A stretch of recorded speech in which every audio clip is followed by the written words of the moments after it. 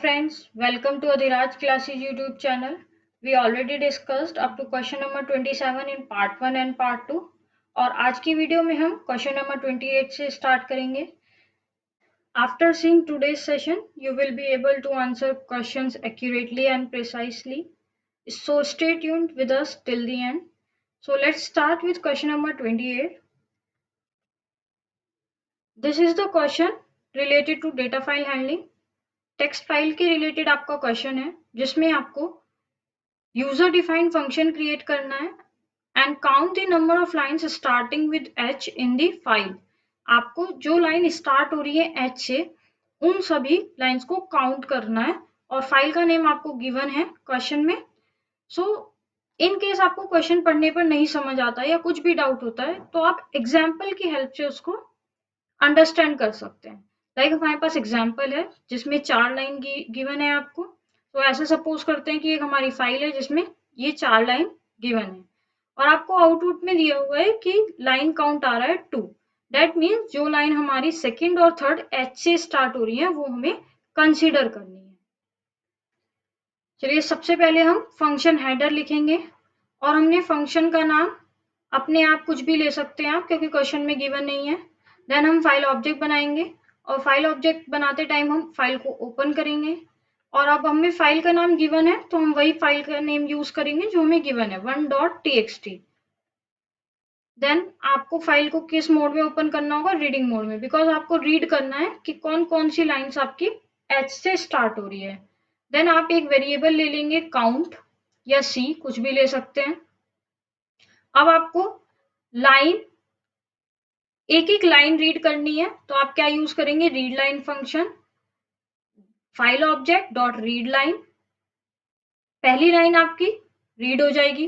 अब आप इसको, क्योंकि हमें सारी लाइंस फाइल की रीड करनी है तो आप लूप यूज कर सकते हैं, फॉर लूप और व्हाइल लूप, जो आपको अच्छा लगे. उसके बाद हम क्या देखेंगे, एक जो हमारी फर्स्ट लाइन है वो आपकी लाइन किसी स्ट्रिंग में आ गई है. अब आपका ये स्ट्रिंग का फर्स्ट कैरेक्टर आपको चेक करना है क्या एच है या नहीं. तो हम क्या यूज करेंगे, इफ कंडीशन, व्हाइल के अंदर इंडेंटेशन में कुछ आपका स्पेस छूटा रहेगा. देन आपको चेक करना है क्या फर्स्ट कैरेक्टर 0th इंडेक्स का एच है तो आप उसको काउंट को +1 कर देंगे, काउंट प्लस इक्वल्स टू 1. और अगर नहीं होता तो हमें कुछ नहीं करना है, फिर दोबारा से नेक्स्ट लाइन रीड करनी है. सो हम एक बार व्हाइल लूप के अंदर ही इफ कंडीशन से बाहर file object dot read line function use करेंगे. सो जब तक हमारा फाइल में जितनी भी लाइंस होंगी कंप्लीट सारी लाइंस रीड होंगी और सभी का फर्स्ट कैरेक्टर चेक होगा एच है या नहीं. इस तरह से आपका व्हाइल लूप के बाहर आप क्या करेंगे, प्रिंट कर देंगे काउंट, बिकॉज आपको एट द एंड डिस्प्ले करना है कि नंबर ऑफ लाइंस कितनी हैं जिनमें एच से स्टार्ट हो रही है. तो आप स्टेटमेंट लिख सकते हैं number of lines starting with H और किस वेरिएबल में स्टोर किया है आपने, काउंट में. देन आप फाइल को क्लोज कर देंगे. प्रिंट स्टेटमेंट के बाद आप फाइल को सिंपली क्लोज कर देंगे. अब आपका ये कंप्लीट प्रोग्राम हो गया. चलिए नेक्स्ट क्वेश्चन देखते हैं. नेक्स्ट क्वेश्चन में आपको इसमें आपको ऑप्शंस दिए हैं और ऑप्शंस में से आपको सेलेक्ट करना है कि कौन से पॉसिबल हैं, करेक्ट हैं. सबसे पहले देखते हैं फर्स्ट स्टेटमेंट क्या है, random dot random means random module का रैंडम फंक्शन यूज किया है.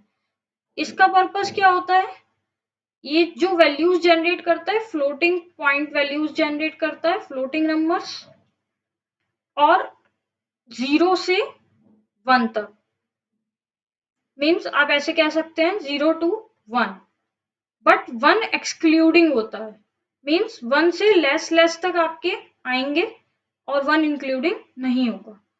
नेक्स्ट आपका रैंडम आईएनटी फंक्शन है. रैंडम आईएनटी में जो आपके अपर लिमिट और लोअर लिमिट गिवन है वही आपकी मैक्सिमम और मिनिमम वैल्यूज होंगी. तो ये 0 से 4 तक कोई भी वैल्यूज आपके रिटर्न कर सकता है. नेक्स्ट स्टेटमेंट है प्रिंट स्टेटमेंट, जिसमें आपको दिया हुआ है आईएनटी एक्स, मतलब जो x की वैल्यूज आपकी फ्लोट में आ रही थी वो सभी आईएनटी में चेंज हो जाएंगी. तो कभी भी आपका 0.001 या कुछ उससे एक्सेप्ट कुछ भी आएगा, 1 तो क्योंकि कभी आएगा नहीं, तो हमेशा यहाँ पर क्या आएगा आंसर, 0। तो आपको इतना श्योर हो गया है कि फर्स्ट प्लेस पर तो ऑलवेज 0 होगा। नेक्स्ट आप कॉलन प्लेस कर सकते हैं, क्योंकि यहाँ पर आपको कॉलन प्लेस करना है दोनों वैल्यूज के बीच में। सेकेंड वैल्यू आपको देनी है कि y को आपको int x में प्लस करना है, और int x ऑलवेज 0 होगा। y की वैल्यू आपकी 0 होगी इन केस, तो 0 में 0 प्लस करोगे तो 0 ही आएगा, और 1 में प्लस करोगे 0 तो 1। मीन्स यहाँ पर आपका 0 से 4 तक कोई भी वैल्यू आ सकती है। किस पर डिपेंड कर रहा है, टोटली y पर डिपेंड कर रहा है। तो हम ऑप्शंस में चेक करेंगे, जो हमारा थर्ड और सेकंड ऑप्शन है वो तो पहले ही डिस्कार्ड हो गए हैं। वो क्यों डिस्कार्ड हो गए हैं, क्योंकि फर्स्ट प्लेस पर हमारा सिर्फ 0 ही पॉसिबल है, और यहाँ पर 2 और 1 गिवन है। सो फर्स्ट प्लेस पर हमारा 2 1 पॉसिबल नहीं है, इसलिए हम डिस्कार्ड कर देंगे। नेक्स्ट सेकंड प्लेस पर 0 पॉसिबल है, तो हम इसको करेक्ट कर सकते हैं, और फोर्थ ऑप्शन में 3 पॉसिबल दिया हुआ है, तो 3 भी पॉसिबल है। तो इसके दो आंसर होंगे आपके फर्स्ट एंड ऑप्शन 4। नेक्स्ट आपको मैक्सिमम और मिनिमम वैल्यू बतानी है, वेरिएबल y को असाइन कर सकते हैं। तो मैक्सिमम वैल्यू y की क्या होगी, y के लिए मैक्सिमम वैल्यू होगी 4 और मिनिमम वैल्यू होगी 0, क्योंकि 0 से 4 तक कोई भी वैल्यू रिटर्न कर सकता है आपका random INT function, integer type की वैल्यू। तो नेक्स्ट क्वेश्चन पर मूव करते हैं। नेक्स्ट क्वेश्चन आपका थ्योरेटिकल है, इसमें आपको local and global scope of variables के बारे में डिफाइन करना है, और बताना है कि ग्लोबल वेरिएबल अगर हम इनसाइड द फंक्शन यूज करना चाहते हैं तो हम कैसे कर सकते हैं।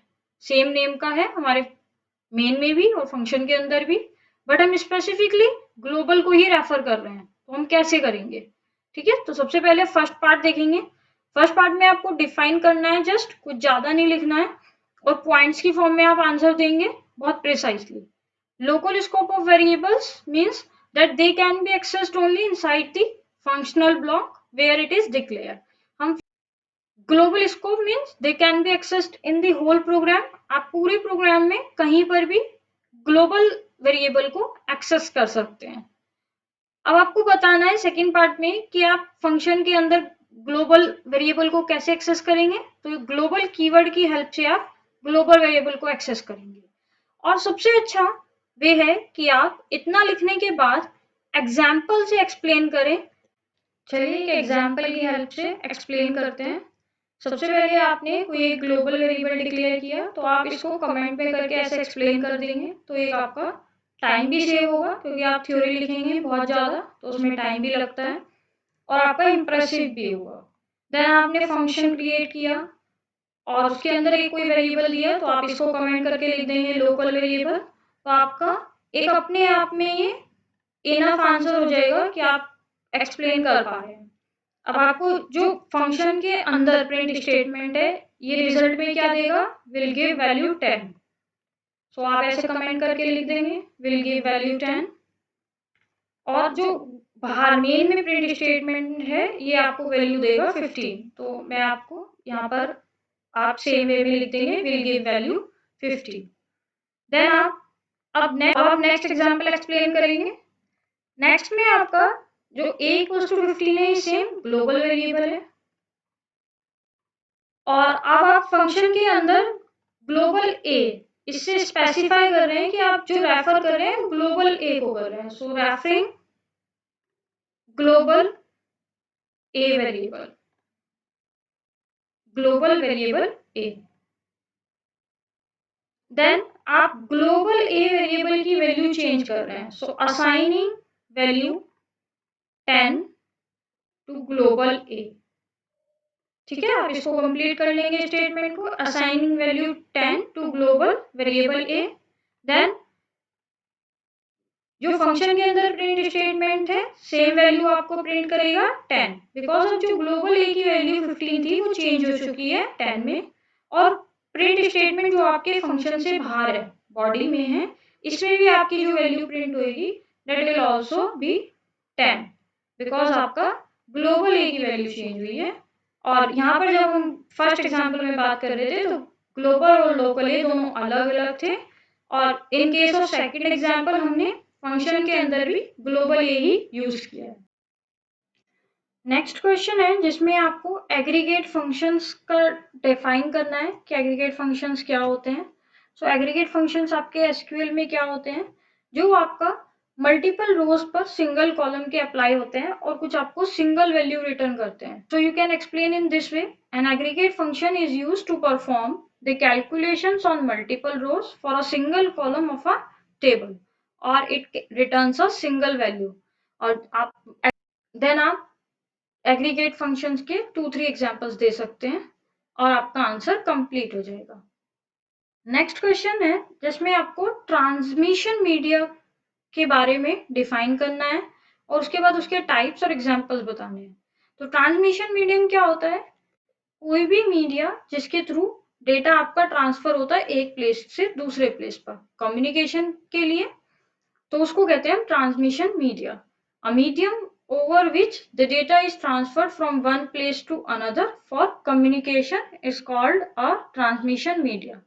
और उसके टाइप्स आपके 2 टाइप्स के हैं, गाइडेड मीडिया एंड अनगाइडेड। सबसे पहले गाइडेड मीडिया देखते हैं।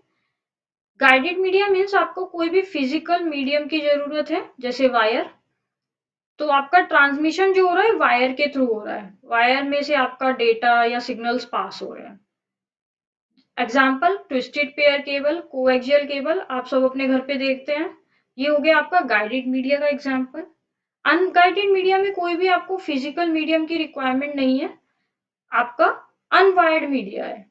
जैसे आपका रेडियो वेव्स कम्युनिकेशन है, सैटेलाइट कम्युनिकेशन है, आपके फोन पर बात करते हैं आप, डेटा ट्रांसफर होता है, बट आपको कोई भी मीडियम दिखाई नहीं दे रहा है, आपको कोई वायर नहीं दिखाई दे रही है। नेक्स्ट क्वेश्चन, नेक्स्ट इस क्वेश्चन में आपको आउटपुट निकालना है, ध्यान से समझेंगे। एक आपके पास एक लिस्ट गिवन है, सबसे पहले इंडेक्सिंग कर लेंगे हम लिस्ट की। देन एक वेरिएबल है इनिशियल आपके पास सी एन टी जिसकी वैल्यू है 3। नेक्स्ट एक सम वेरिएबल है, इनिशियल वैल्यू 0 है। फॉर आई इन 7 5 4 6 मीन्स एक लिस्ट है जिसमें 4 आइटम है और देन आपको कुछ स्टेटमेंट्स है, नंबर ऑफ स्टेटमेंट्स 1 बाय 1, हर आइट्रेशन में स्टेटमेंट्स एग्जीक्यूट होंगे। सबसे पहले आई की वैल्यू 7 है और टी की वैल्यू क्या होगी, लिस्ट 1 सीएनटी। सीएनटी की सबसे पहले वैल्यू 3 है, तो लिस्ट 1 में थर्ड इंडेक्स पर जो वैल्यू होगी टी में वो आएगी, तो आप 40 कर देंगे प्लेस। देन सम में आपको फ्लोट टी प्लस आई करना है, मीन्स जो आपका टी अभी स्ट्रिंग टाइप का है, बिकॉज आपका लिस्ट में स्ट्रिंग टाइप की 40 वैल्यू है, आपको उसको 40 को फ्लोट में टाइप कन्वर्ट करना है, देन आई प्लस करना है, मीन्स 40.0 और 7.0। सो आपका आंसर क्या होगा 47.0।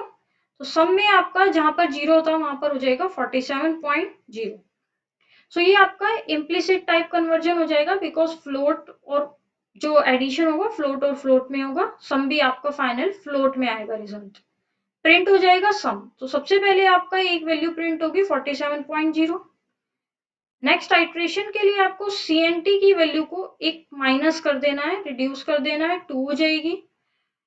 देन आपका सेकेंड आइट्रेशन के लिए आई की वैल्यू 5 हो जाएगी और फिर आप टी की वैल्यू देखेंगे तो अब इस बार सीएनटी 2 पर 2 इंडेक्स पर क्या वैल्यू है, तो टी में आपका 30 आ जाएगा और 30 में अब आप 5 प्लस करेंगे तो 35 और 35 को प्लस करेंगे तो यहाँ पर आएगा सम में 35.0 फ्लोट में रिजल्ट आएगा। देन आप फिर सीएनटी को रिड्यूस कर देंगे, अब आपका आई में ट्रेवर्स होकर 4 आ गया है और टी में 50। अब आप 5 50 और 4 को प्लस करेंगे तो 54.0। हर बार आपको फ्लोट वाला ध्यान रखना है कॉन्सेप्ट। नेक्स्ट टाइम आपका 54 प्रिंट हो जाएगा, सम में 54 है। अब आपका सीएनटी की वैल्यू 0 हो जाएगी, 0th इंडेक्स पर आपका क्या है टी पर 20 और आई की वैल्यू ट्रैवर्स होकर 6 हो गई है, दोनों प्लस हो जाएंगे तो क्या हो जाएगा 26.0। सम में फाइनल है 26.0, 26.0 आपका प्रिंट हो गया है। अब सीएनटी की वैल्यू कुछ -1 हो जाएगी, बट हमारा आई का ट्रैवर्स हो चुकी है पूरी लिस्ट, तो अब कोई लूप नहीं चलेगा। सो हमारा फाइनल आंसर हमें 4 मिले हैं, जिसमें आपका 47.0, 35.0, 54.0, 26.0, इस तरह से आपको चारों 1 बाय 1 लिख देने हैं। सो ये हो जाएगा आपका कंप्लीट आउटपुट। चलिए नेक्स्ट क्वेश्चन देखते हैं। ये आपका बाइनरी फाइल का क्वेश्चन है। तो समझते हैं कि सबसे पहले आपको pickled file factory dot dat, जिसमें आपका कोई फील्ड है FCTID, फैक्ट्री आईडी। पाइथन में हमें प्रोग्राम लिखना है, रिकॉर्ड को सर्च करना है फैक्ट्री आईडी के बेसिस पर, और मैच करना है जिसकी फैक्ट्री आईडी 105 हो, उस रिकॉर्ड की डिटेल्स हमें रीड करनी है फाइल से, और मिल जाती हैं तो हमें फंक्शन डिस्प्ले फंक्शन कॉल करना है और हमें डिस्प्ले कर देना है आउटपुट। चलिए स्टार्ट करते हैं। तो बाइनरी फाइल के लिए सबसे पहले हमें क्या करना है, इंपोर्ट करना है पिकल मॉड्यूल। पिकल मॉड्यूल को इंपोर्ट करने के बाद हम फाइल को ओपन कर देंगे। फाइल को ओपन करना है इस बार, और हम बाइनरी मोड में ओपन करेंगे। सबसे पहले आपने फैक्ट्री डॉट डेट, जो भी आपको फाइल का नेम गिवन है, लिख दिया, और उसके बाद आपने reading in binary mode file open कर ली। अब नेक्स्ट स्टेप आपको क्या करना है, पूरी फाइल को रीड करना है। तो आप ट्राई यूज कर सकते हैं। जब हमारा फाइल कंप्लीट हो जाएगी तो हम फाइल को ब्रेक कर देंगे एंड ऑफ फाइल पर। व्हाइल ट्रू, जब तक हमारा लूप ट्रू होगा।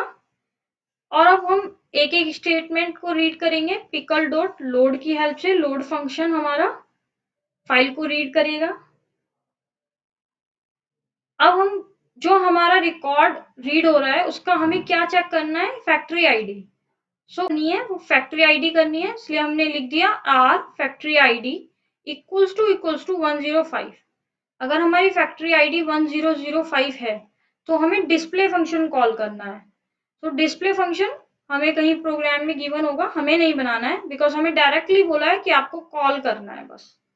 अब आपने फंक्शन को कॉल कर दिया, देन आप क्या करेंगे, ये आपका ट्राई ब्लॉक कंप्लीट हो गया है। जब आपका फाइल कंप्लीटली रीड हो जाएगा तो एक एंड ऑफ फाइल एरर आ जाएगी, एंड ऑफ फाइल एरर।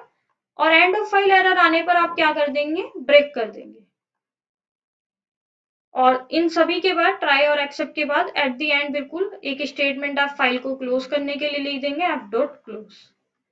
ये हो गया आपका कंप्लीट प्रोग्राम, जिसमें आपने पहले पिकल मॉड्यूल को इंपोर्ट किया है, उसके बाद फाइल ओपन की है बाइनरी मोड में, रीडिंग मोड में, और देन आपने ट्राई और एक्सेप्ट यूज किया है एक्सेप्शन के लिए, कि अगर आपकी फाइल में कोई डेटा नहीं है या इन केस आपका एंड हो जाता है तो आपका ब्रेक हो जाएगा, अदरवाइज आपकी ये तीनों स्टेटमेंट रीड एग्जीक्यूट होंगे।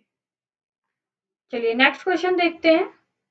ये आपका MySQL पाइथन कनेक्टिविटी का प्रोग्राम लिखना है इसमें हमें, और आपको SQL जो आपका डेटाबेस में कोई टेबल है सिटी टेबल के नाम से, उसमें से उन रिकॉर्ड्स एम्प्लॉयज का जिनकी आईडी 10 से लेस देन है, उनका रिकॉर्ड आपको 1 बाय 1 रिट्रीव करना है, फैच करना है। तो सबसे पहले हम क्या करते हैं, SQL कनेक्ट करने के लिए MySQL डॉट कनेक्टर इंपोर्ट करते हैं अपने पाइथन के प्रोग्राम में। तो आप लिख लेंगे MySQL डॉट कनेक्टर, और हम इसको कुछ एलाइस नेम दे सकते हैं। अब हम एक डेटाबेस ऑब्जेक्ट क्रिएट करेंगे DB, कुछ भी नाम ले सकते हैं आप, C dot connect method.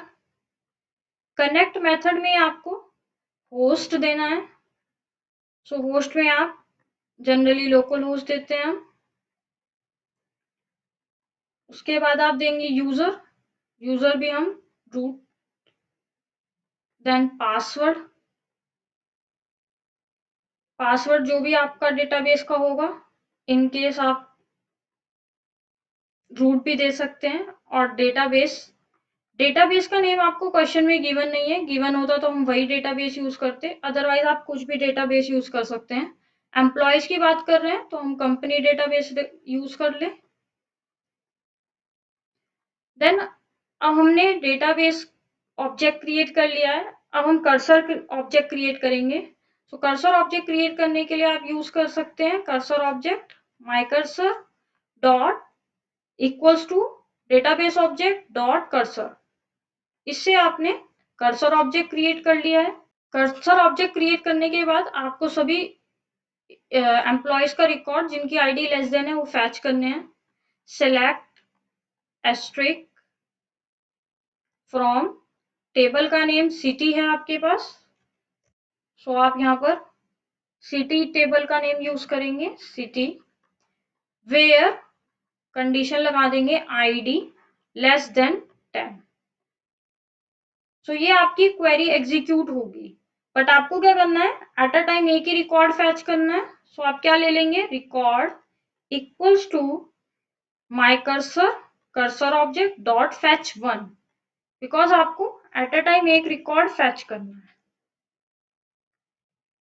Fetch 1, अब आपके पास एक रिकॉर्ड आ गया, बट आपको 1 बाय 1 करके सारे रिकॉर्ड करने हैं। तो हम इसमें क्या यूज कर सकते हैं, लूप यूज कर सकते हैं। लूप यूज करने के लिए for I in record means जब तक आपके रिकॉर्ड्स होंगे जिनकी आईडी लेस देन 10 है, फिर आप प्रिंट कर देंगे आई की वैल्यू, पहला रिकॉर्ड आपका प्रिंट हो जाएगा। उसके बाद आपको फिर नेक्स्ट रिकॉर्ड रीड करना है, तो आप दोबारा से फैच कर लेंगे माई कर्सर डॉट फैच 1। अब आपका ये लूप तब तक चलेगा जब तक आपके, सपोज आपकी टेबल सिटी टेबल में ऐसे 5 एम्प्लॉयज हैं जिनकी आईडी लेस देन 10 है, तो आपके 5 बार लूप चलेगा और आपके पांचों रिकॉर्ड 1 बाय 1 प्रिंट हो जाएंगे। आपको तो एक ही साथ दिखाई देंगे, बट एक बार ऐसे आइट्रेशंस 5 आइट्रेशंस में आपका कंप्लीट हुआ होगा। देन आप क्लोज कर देंगे।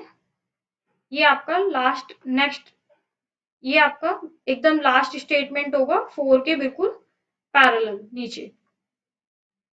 सो इस वे में आपने आज कुछ क्वेश्चंस देखे। होपफुली आपने सेशन एंजॉय किया होगा और कुछ सीखा होगा। Thank you for watching the video. Please subscribe the channel and like and share the video and stay tuned with us for the upcoming part.